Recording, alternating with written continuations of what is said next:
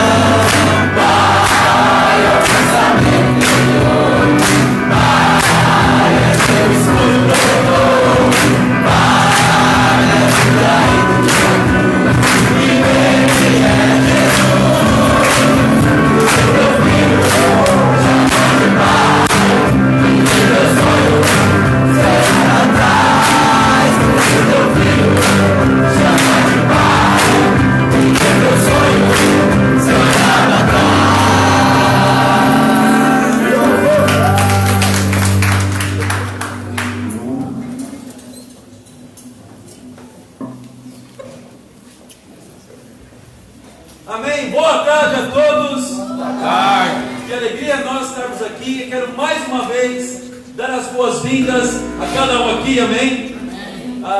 Esse setor é incrível. Eu me animo muito quando venho para esse culto.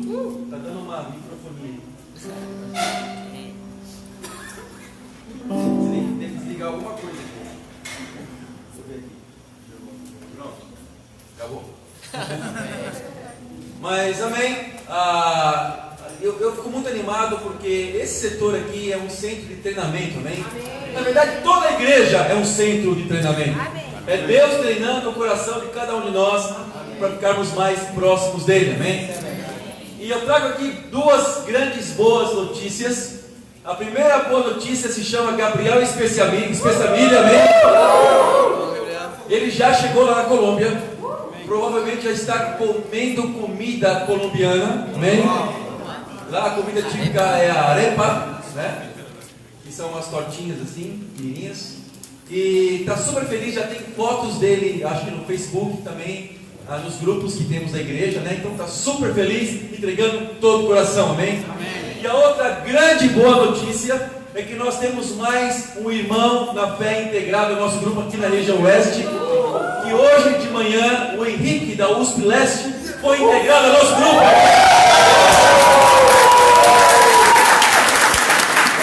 Ele está super feliz, super animado com Deus.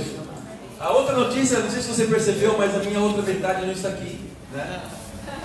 Porque ela está trabalhando nas eleições como mesária. Então, provavelmente talvez ela consiga chegar aqui para o convívio do grupo, amém? Mas vamos começar com uma oração. Deus e Pai, muito obrigado pelo seu amor, por sua justiça, pelo seu perdão. Obrigado, Pai eterno, por nos dar tudo aquilo que nós precisamos para sermos felizes, para estarmos bem com o Senhor, Pai eterno. Esteja conosco, anima-nos, inspira-nos agora durante essa pregação para que tomemos decisões. Em nome de Jesus que oramos e agradecemos. Amém. Amém. Irmãos, o que nós vamos fazer hoje? Vamos aprender um pouquinho sobre a vida de Josias, tá bom? Não Josué fica para depois, ok? Vamos aprender um pouquinho sobre a vida do rei Josias. Vamos abrir em 2 Crônicas, capítulo 34. Vamos lá, Renato.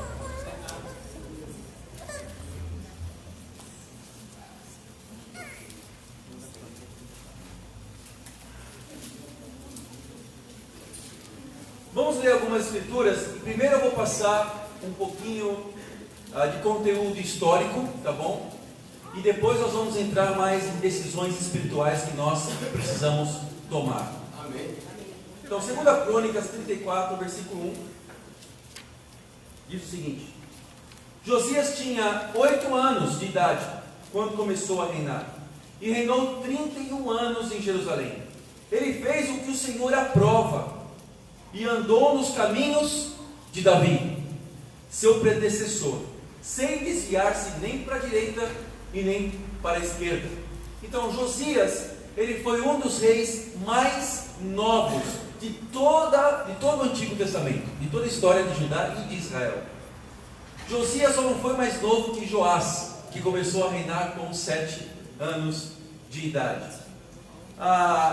E após o assassinato do seu pai, o rei Amon, ele começou a reinar. Ele reinou por 31 anos, do ano 640 a.C. até o ano 609, quando ele morreu. Ele também é um dos reis mencionados na genealogia de Jesus no Evangelho de Mateus. Contando um pouquinho sobre a história dele, sobre os seus antepassados, Josias, o pai de Josias, como eu disse, ele se chamava Amon. Ele foi um péssimo rei, foi um rei terrível. Amon, ele infelizmente foi um rei idólatra e permitiu também que o povo adorasse deuses, né? Então eles tinham imagens e infelizmente ele não foi um rei bom e foi assassinado. Não teve um final também muito feliz, teve um final trágico. O nome Amon, que é o nome do pai dele, era o nome de uma divindade egípcia. Então Josias não tinha bons antepassados, e não era só Amon. Adivinha quem que era o avô de Josias? Adivinha? Manassés. Se você não sabe quem foi Manassés, Manassés foi um dos piores reis de toda a história de Judá e Israel juntas. Então Manassés foi um rei horrível, terrível. Ele matou o próprio filho, imagina só, horrível. Mas no final da vida dele, Manassés se arrependeu. Mas veja bem, Manassés se arrependeu, mas o povo não se arrependeu completamente. E se não se arrependeu completamente, não se arrependeu, amém? O povo não conseguiu se arrepender, mas Manassés no final da vida, ele se arrependeu. Então, vamos continuar lendo aqui, a partir do versículo 3. Vamos aprender um pouquinho mais da história de Josias. No 8º ano do seu reinado, sendo ainda bem jovem, ele começou a buscar quem? O Deus de Davi, amém? Eu quero dar uma ênfase aqui. Então Josias, ele não buscou os seus antepassados diretos. Ele não buscou imitar o seu pai. Não buscou imitar também o seu avô, na época que o seu avô, naquilo em que seu avô era terrível, né? Mas ele buscou quem? A conhecer, a buscar, começou a buscar o Deus de quem? O Deus de Davi, amém? E quem realmente era referência para ele. Então eu queria que você fizesse o seguinte agora. Marque e escreva a palavra Davi. Ok? Davi vai ser uma das referências, e é uma das referências de Josias. Continuando, começou a buscar o Deus de Davi, seu predecessor. No 12º ano, começou a purificar Judá e Jerusalém. Depois fala do versículo 3 aqui, no finalzinho, até o versículo 7, fala de todos os ídolos, de todas as imagens, de tudo aquilo que fazia o povo ficar impuro. Ele esmagou, esmigalhou, despedaçou os ídolos que tinha em toda Jerusalém. Então ele esmagou tudo, ele despedaçou. A Bíblia fala no versículo 7 que ele derrubou os altares, os postes sagrados, esmagou os ídolos, reduzindo-os a pó, e despedaçou todos os altares de incenso espalhados por Israel inteira. Então ele voltou para Jerusalém. Então ele foi para Israel e despedaçou tudo, esmigalhou tudo, ok? Interessante que, pensando nisso, se você prestar atenção, se no 8º ano do seu reinado ele começou a buscar Davi, então significa que ele tinha quantos anos? Ele começou a reinar com 8 anos. Vamos ver se você é bom em matemática. Cadê o pessoal aqui? 16, não? Ok? Então com 16 anos ele fez o estudo buscando a Deus, amém? Por que buscou? Ele começou a buscar o Deus de Davi. Não era um Deus qualquer. Ele começou a buscar o Deus eterno. Não era o Deus dos seus antepassados diretos, mas era o Deus de Davi, amém? E depois, no 12º ano, ele começou a purificar Judá e Jerusalém. Você vê aqui já arrependimento, porque o arrependimento, ele traz atitudes, não? Então ele começou a ter atitudes. Você não pode dizer que você é uma pessoa arrependida se você não tem atitudes de arrependimento. Se você somente tem sentimento de arrependimento, a palavra não é arrependimento, a palavra é remorso. Ok? Se você tem sentimento que você fez alguma coisa errada, você fica triste. Ninguém fica alegre quando percebe que faz uma coisa errada. Você fica alegre? Não. Quando você percebeu que machucou alguém? Quando você percebeu que você fez algo que desagradasse a Deus? Ninguém gosta, ninguém fica alegre. Ai, que legal, eu estou tão alegre, tão feliz. Pode talvez ter aquele sentimento cruel, daquela, não é uma alegria, mas é uma satisfação cruel de você fazer o mal com alguém. Mas isso não é uma alegria verdadeira, né? Então ninguém tem alegria verdadeira por fazer aquilo que é ruim, por roubar, né? Por fazer coisas que desagradem a Deus. Então nós vemos aqui então que com 16 anos ele começou a fazer o estudo de buscando a Deus. E com agora, no 12º ano, ou seja, com 20 anos de idade, ele já começou a ter atitudes de arrependimento. Então aqui ele já está convertido, amém? Aqui Josias já está convertido, fazendo o que agradava a Deus. Continuando aqui, vamos agora para o versículo 8. No 18º ano do seu reinado, a fim de purificar o país e o templo, ele enviou Safã, filho de Azalias, e Maazéias, governador da cidade, junto com Joá, filho do arquivista real Joacás, para restaurarem o templo do Senhor, o seu Deus. Agora, no 18º ano, ou seja, já tinha 26 anos de idade. Então, ele já purificou, ele já despedaçou os ídolos, ele antes buscou a Deus, agora ele está indo para o templo. E sabe como estava o templo de Deus nessa época? O templo não era de Deus. O templo tinha se tornado um templo pagão. Porque naquele templo, onde antes estava a presença de Deus, agora estavam ídolos. Então, Josias a Bíblia fala que ele teve que restaurar o templo. Josias não simplesmente tirou os ídolos do templo. Ele teve que restaurar, como se fosse uma tentativa de reconstrução do templo. Restauração do templo de Deus. Olha como estava a situação do povo nessa época. O templo deixou de ser a morada de Deus por alguns anos. Agora ele precisou ser purificado e reconstruído. Então eles começaram a reconstrução, começaram a fazer ofertas para poder reconstruir, entre aspas, essa reconstrução, ok? Começou a restauração do templo. Versículo 9. Eles foram entregar ao sumo sacerdote Ilquias a prata que havia sido trazida ao templo de Deus, e que os porteiros levitas haviam recolhido das ofertas do povo de Manassés e de Efraim, e de todo o remanescente de Israel, e também de todo o povo de Judá e de Benjamim e dos habitantes de Jerusalém. Então agora eles estavam recolhendo o que? Material, recolhendo prata para fazer essa reconstrução. E todas as vezes que o templo era reconstruído, tinha sacrifício do povo. Deus não permitia que o seu templo fosse reconstruído se o povo não se sacrificasse, não ofertasse, não desse o seu melhor. Ok? Quando pensamos em reconstrução do templo, no Antigo Testamento e também no Novo Testamento, porque sabemos que agora o templo somos nós, né? Quando pensamos em sacrifício das pessoas. Então eles estavam lá se sacrificando, recolhendo as pratas e para a reconstrução do templo. E olha o que aconteceu, uma coisa incrível. Isso vai ser um dos pontos da pregação também. Depois vou dar os pontos da pregação no tema. Primeiro vamos contar um pouquinho o contexto histórico. Mas olha o que aconteceu quando eles começaram a reconstrução do templo. Versículo 14.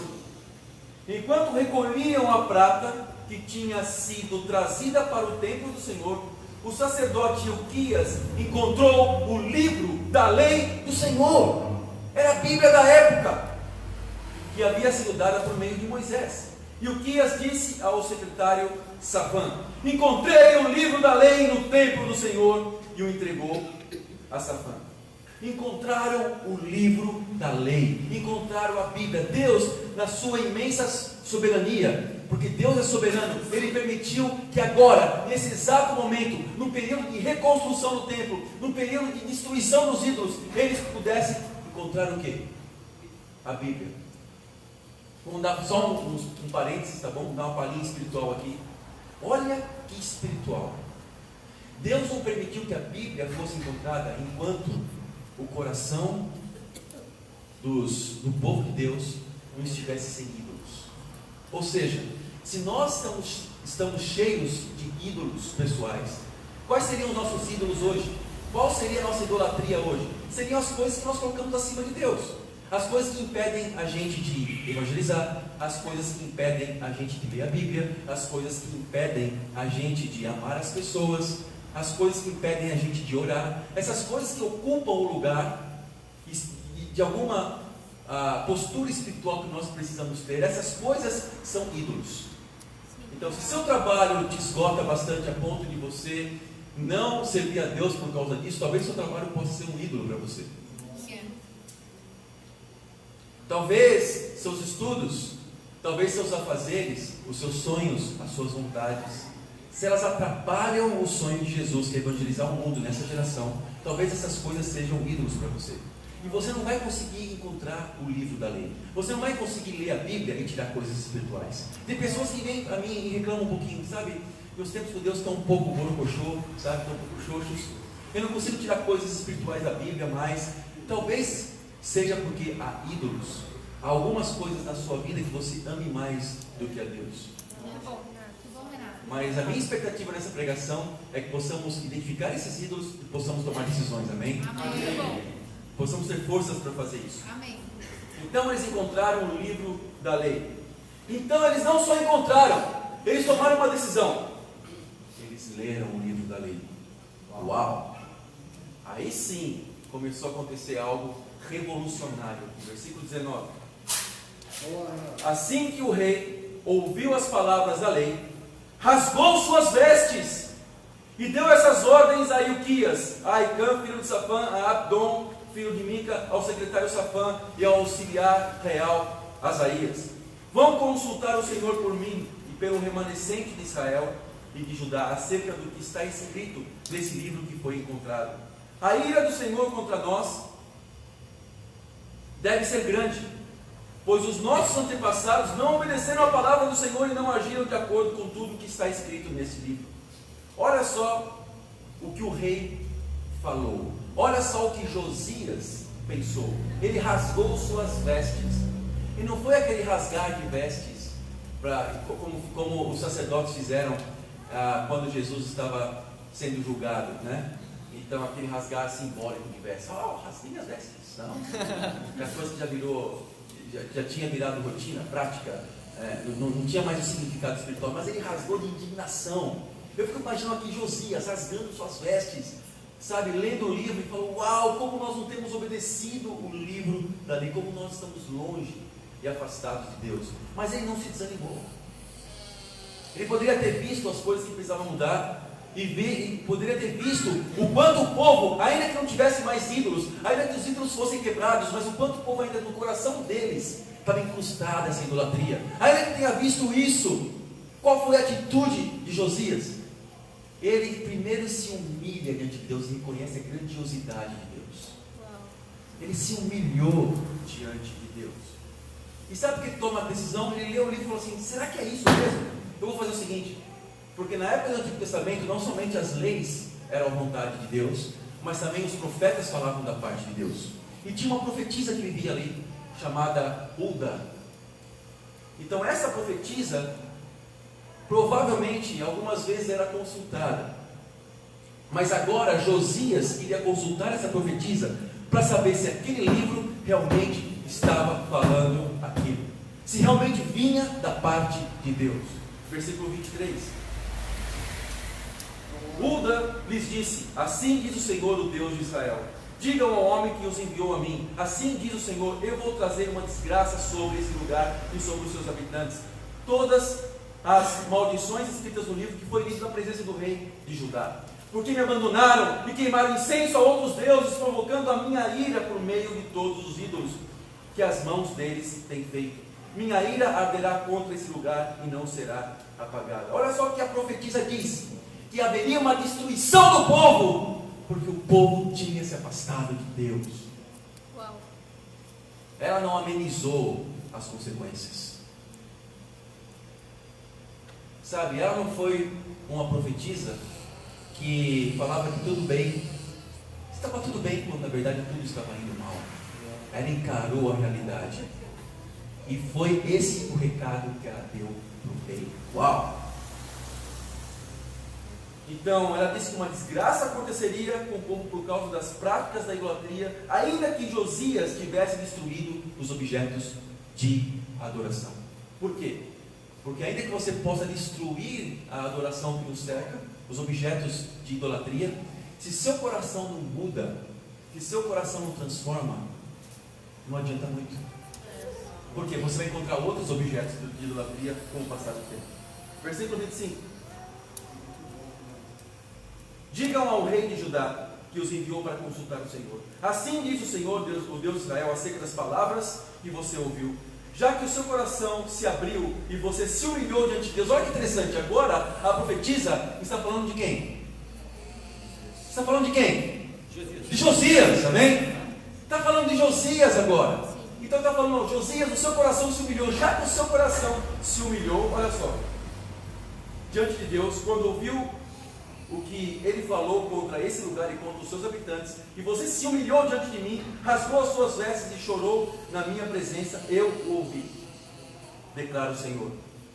Portanto, eu me unirei aos seus antepassados, e você será sepultado em paz. Seus olhos não verão a desgraça que trarei sobre esse lugar e sobre os seus habitantes. Então parece que Josias estava aqui gozando de uma situação especial.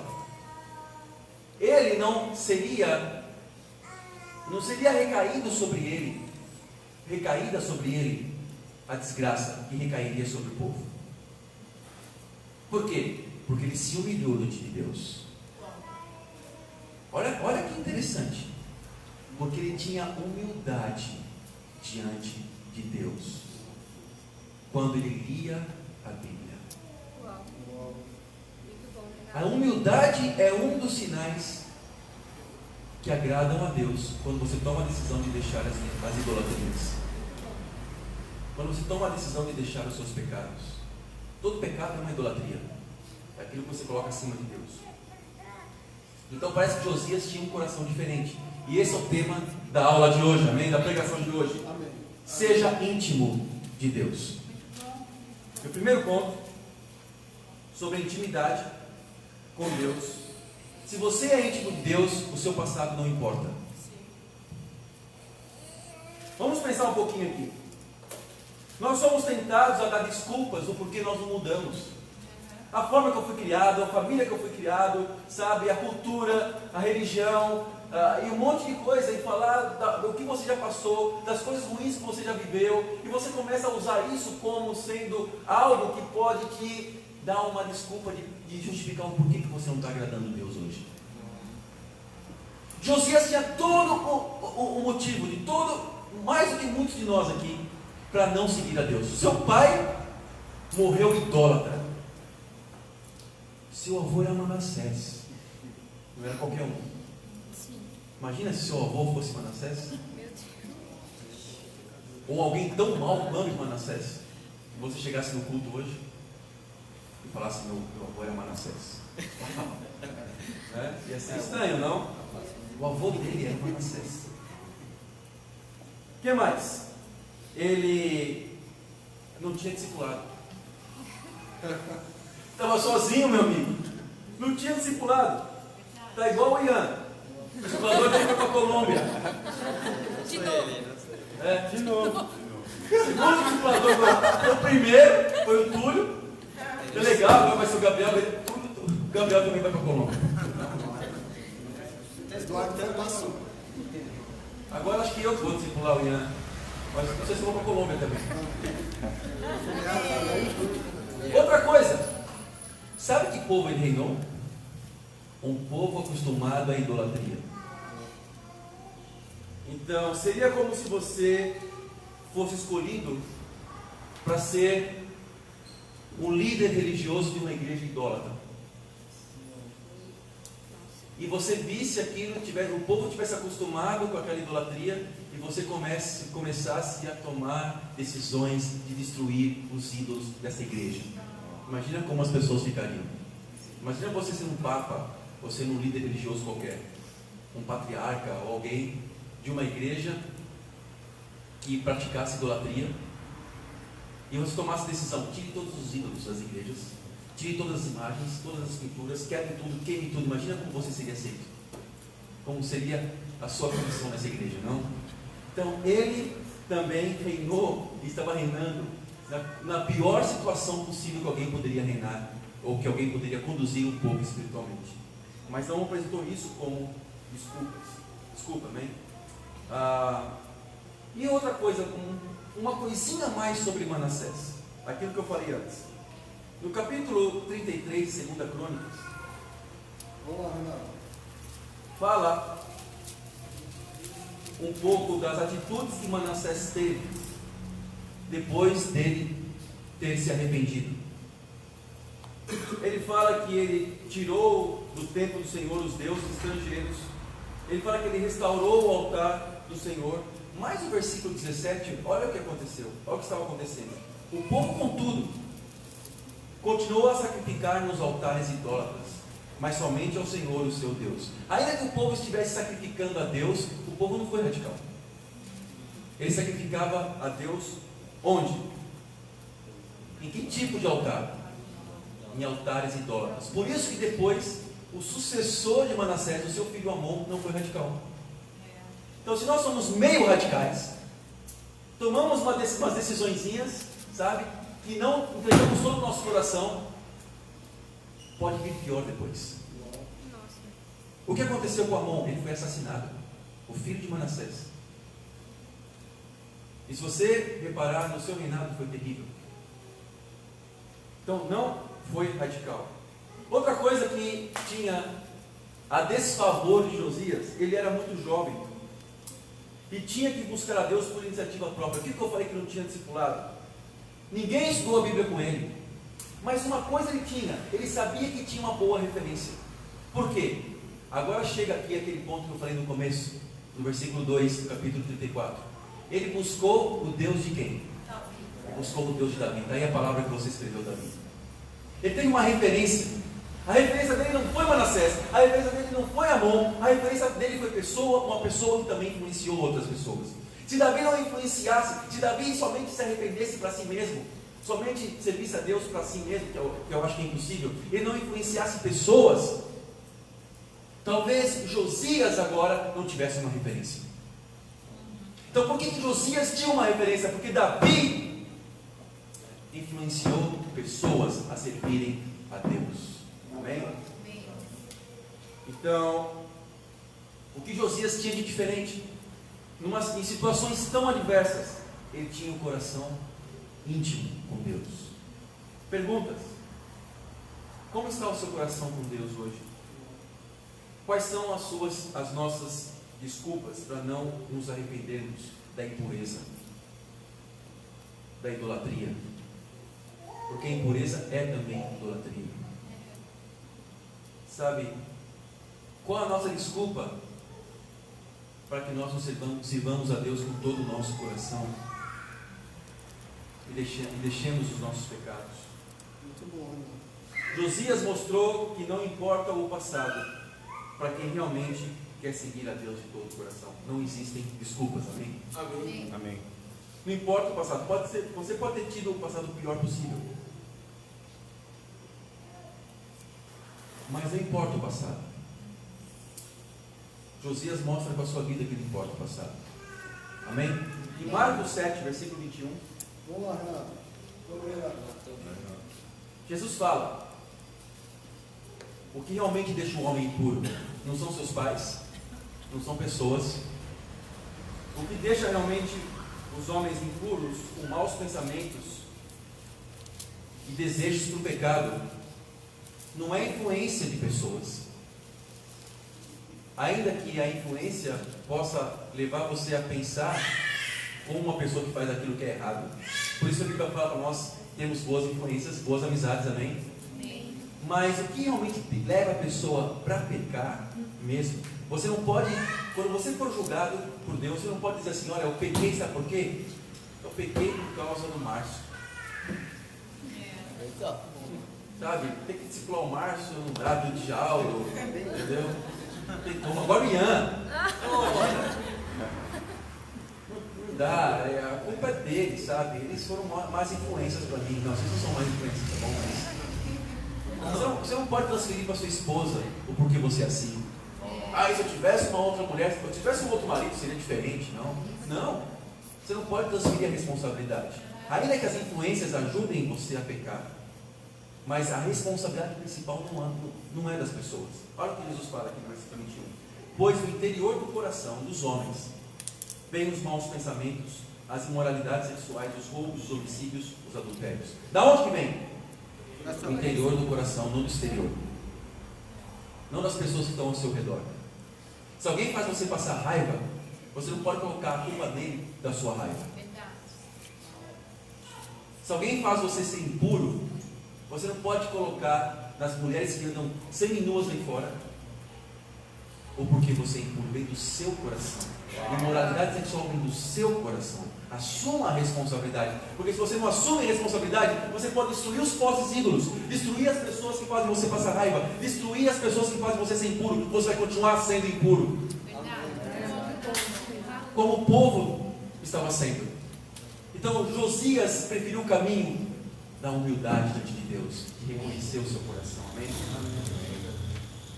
Desafio simples desse ponto: seja íntimo, não dependendo de coisas externas para estar animado com Deus. Amém? Amém.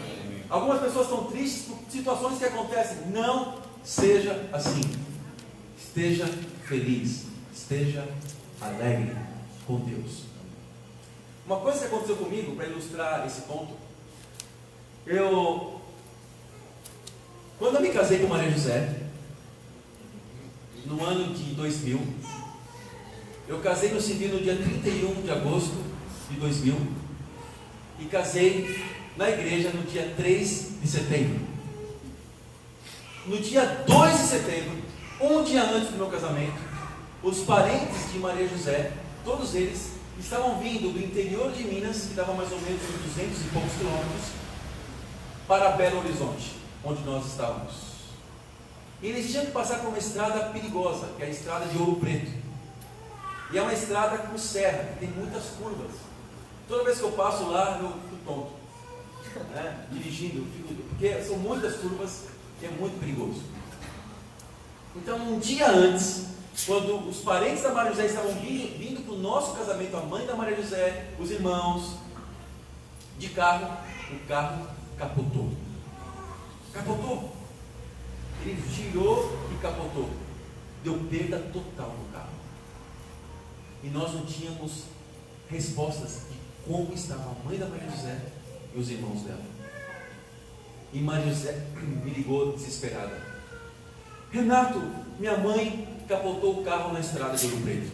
Vamos lá.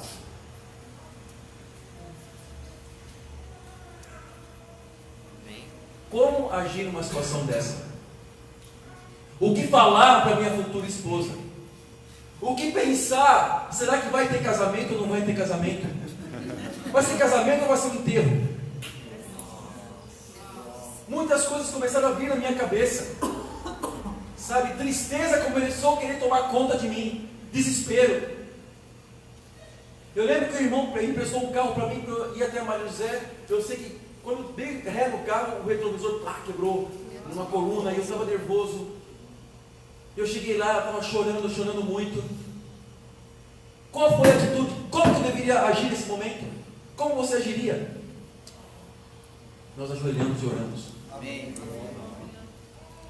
E olha, não foi um passe de mágica, mas foi o Espírito de Deus que tranquilizou o nosso coração. Alguma coisa dizia para a gente: tudo estava certo. Fique tranquilo. Foi quando o telefone tocou. E olha, o irmão da Maria José falando no telefone, que estava no carro, estava dirigindo. e falou: estamos todos bem, só sofremos uma escoriação na testa.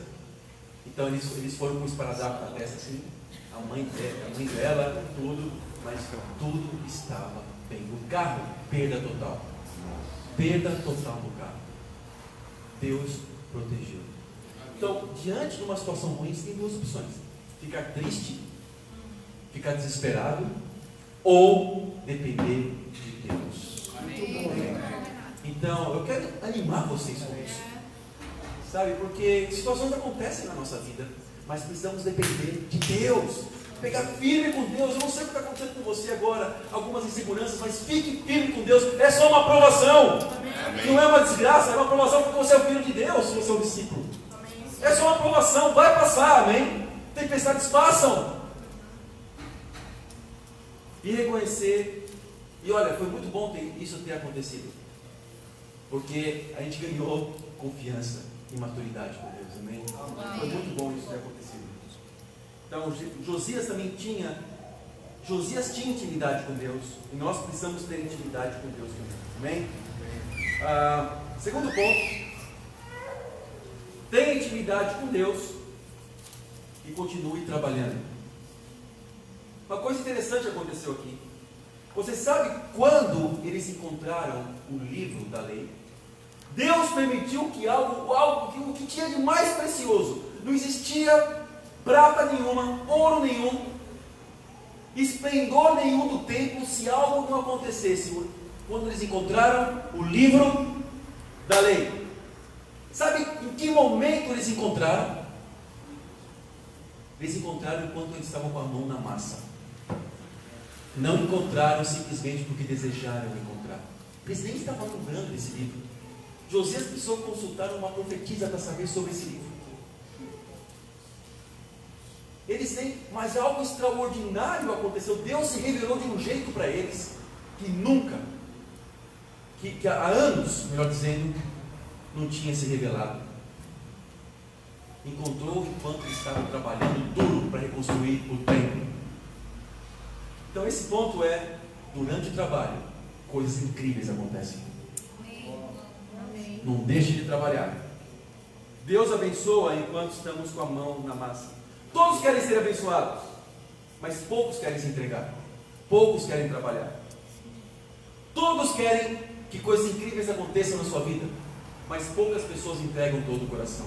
Tem pessoas que estão aí, ó, sabe, estudando a Bíblia, parando o estudo, depois estuda de novo, depois para, depois vai, continua e tudo. Sabe por que não acontece nada na sua vida? Sabe por que as coisas incríveis estão acontecendo na sua vida? Provavelmente porque você não toma a decisão de praticar aquilo que você vê. Tem pessoas que preferem ler toda a Bíblia antes, estudar com profundidade e teologicamente, se envolvendo com as regras de hermenêutica para poder interpretar melhor a Bíblia, sabe? E começa a estudar sobre escatologia, e começa a estudar sobre, sei lá, mas sobre apologética, mas teologia sistemática, e começa a querer entender algumas coisas da Bíblia e tal. Só assim eu vou tomar uma decisão. Não, tome a decisão assim que você lê um versículo. Leia um versículo, toma uma decisão. Leia outro versículo, toma outra decisão. Assim você vai ver grandes coisas acontecerem na sua vida, amém? No mundo religioso normalmente não é assim. As pessoas querem e estão com a cabeça inchada e o corpinho fraco. Cabeção desse tamanho, o corpinho magrinho. Imagina só. Imagina uma pessoa aqui com a cabeça desse tamanho, o corpinho bem magrinho, bem raizinho. Tem igrejas que as pessoas estão assim, tendo muito conhecimento, mas na hora de praticar, puxa ferro, não adianta. Também não adianta você querer praticar, com o corpo musculoso assim, e a cabeça desse tamanho. É estranho, não? Ficar forte aqui assim, a cabeça desse tamanho assim. Não, horrível, não?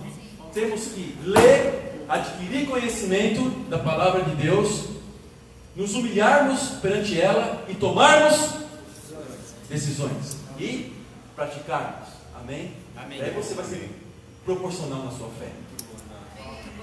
Então, durante o trabalho, coisas acontecem. Desafio: o melhor remédio para curar qualquer desânimo é quando você conversa com uma pessoa e essa pessoa apresenta problemas maiores que os seus, e você pensa assim: uau, o que eu estou fazendo aqui? Sabe, quando você estuda a Bíblia com alguém, você vê como está a situação espiritual dessa pessoa, longe de Deus, muitas vezes com o coração enganado pela religiosidade, pelos pecados. E você está lá estudando a Bíblia com essa pessoa, você vê: uau, eu tenho muito.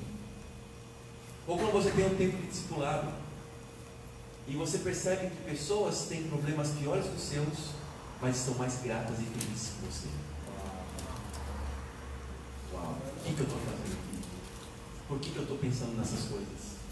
Daí você começa a entender a profundidade de Deus. Então focalize-se em compartilhar a sua fé. Amém? O terceiro ponto, para terminarmos: Boa, Renato. intimidade com Deus significa não deixar para depois. Amém? Não deixe para depois. Não faça como Manassés, que ele se arrependeu só no final da vida dele. Se você pode se arrepender agora, não deixe para depois. Por quê? As consequências de Manassés ter se arrependido só no final fez com que o povo não seguisse a Deus. Então, ele se arrependeu, mas o povo não se converteu. Continua ainda que sacrificasse a Deus, ao Deus eterno, mas usava ainda altares pagãos. Sabe? Olha só o que aconteceu. Vamos ler aqui no versículo 29. Boa, Renato. Olha só como foi com Josias, como foi diferente com Josias em relação a Manassés. Olha que interessante, irmão. Estamos terminando. Em face disso, o rei convocou todas as autoridades de Judá e de Jerusalém. Depois subiu ao templo do Senhor, acompanhado por todos os homens de Judá. Amém? Imagina, todos os homens de Judá agora estavam lá com Josias e começaram o quê? A subir no templo do Senhor. Vamos lá, homens! Começou com os homens, amém? Vamos lá! Vamos subir no templo! Todo o povo de Jerusalém, os sacerdotes e os levitas, todo o povo, dos mais simples aos mais importantes, para todos o rei leu em alta voz todas as palavras do livro da aliança, que era o livro da lei que eles encontraram. Ainda que machucasse, leu todas as palavras. Imagine quanto tempo demorou. Deu tudo que havia sido encontrado no templo do Senhor. Versículo 31. Ele tomou o seu lugar e na presença do Senhor fez uma aliança. Então Josias tomou o seu lugar ali e fez uma aliança. Qual foi a aliança? Olha que interessante, tem uma palavra aqui incrível: comprometendo-se. Comprometendo-se a quê? A seguir o Senhor e obedecer de todo o coração, de toda a alma, aos seus mandamentos, aos seus testemunhos e aos seus decretos, cumprindo as palavras da aliança escritas naquele livro. Amém? Então ele primeiro tomou uma decisão: eu vou me comprometer. Ele se comprometeu a quê? A obedecer de todo o coração, de todas as almas, a tudo que estava naquele livro.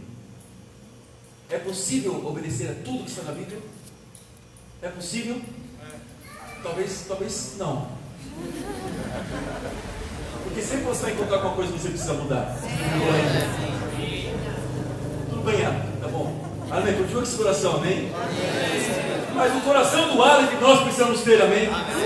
Esse coração, sim, eu vou dar todo o meu coração, eu vou me comprometer com todo o meu ser, com toda a minha alma, para me comprometer para fazer, para seguir esse livro, amém? Amém. Não tem desculpas, é por isso que eu gosto do Aleph. Não tem desculpas. Mas não só isso, ele fez algo a mais. Aqui está a diferença de Manassés e Josias. Versículo 32.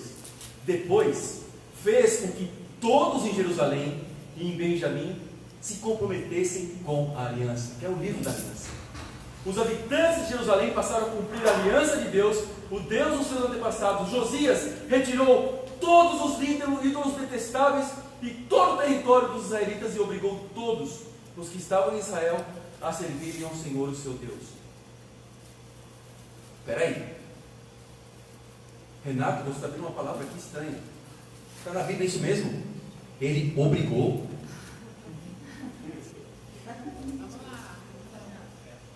Às vezes eu me sinto obrigado, sabe, a fazer algumas coisas que eu não quero fazer. Mas quem está te obrigando? É o líder da igreja lá, o discipulador. Eu tenho que fazer porque se está na Bíblia, você tem que se sentir obrigado a fazer. Sim. Por estar na Bíblia. Sim, muito bom. Deus não ia escrever uma Bíblia, alguma coisa que você teria que fazer simplesmente porque Ele vai com a sua cara. Né? Você é uma pessoa legal, então vou escrever isso para você. Mas pensa bem, é uma sugestão. Deus não dá sugestões na Bíblia. Sim. Sim, verdade.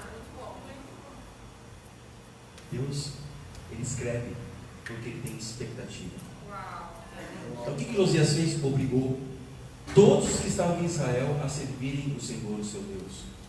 E enquanto ele viveu, o povo não deixou de seguir o Senhor, o Deus dos seus antepassados. Amém. Incrível, não? E a liderança de Josias. Isso me inspira bastante. Me inspira muito. Sabe? Nós temos aqui no Tatuapé um centro de treinamento.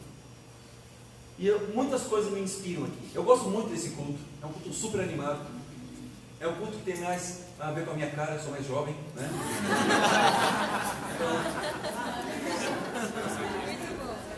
Então, mais a ver comigo, sabe?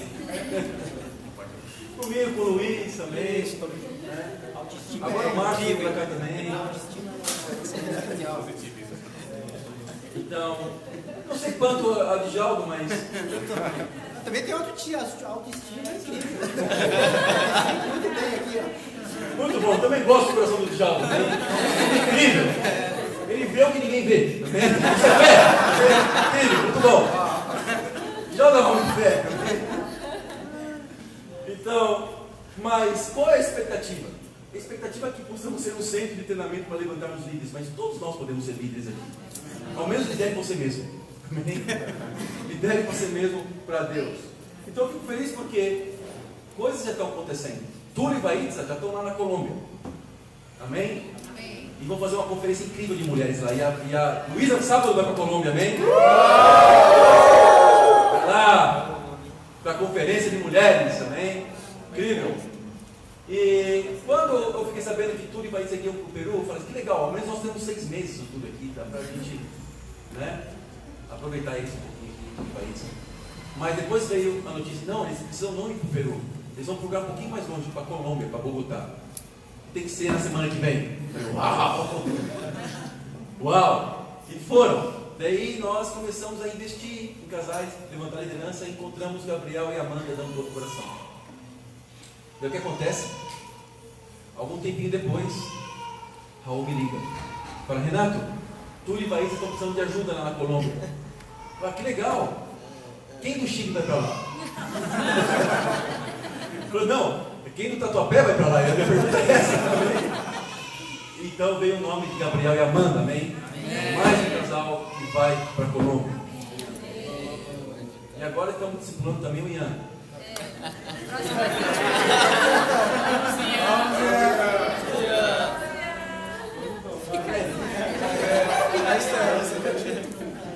Temos vários aqui, tem Ian, Vini, Greg, Alex, Daiane, Letícia, Vitória. Agora o Rodrigo também. O Ian. Anderson já foi pro Rio, então já está acostumado, né? Ele foi pro Rio, ele pode ir para Colômbia, qualquer lugar, meu amigo. Pode ir para Venezuela. Qualquer canto ele pode ir. Cuba. Pode ir lá pro Afeganistão. Vamos Lá lá. em Afeganistão, impossível não lembrar de Itacoaquecetuba. Quem vive lá em Itaquá, pode ir para o Iraque, pode ir para qualquer canto. Lá vai se sentir em casa, vai dar graças a Deus por isso. Tem lá que sumiu de lá. Mas, irmãos, eu queria que vocês entendessem que nós precisamos entregar todo o nosso coração e pegar esse desafio e não deixar para depois as coisas. Porque se você deixa para depois, pessoas podem deixar de ser salvas. Uma geração, um povo deixou de conhecer a Deus, porque Manassés demorou para se arrepender. Então se arrependa agora. O que você precisa fazer para mudar? Normalmente nós terminamos as pregações inspirando, né?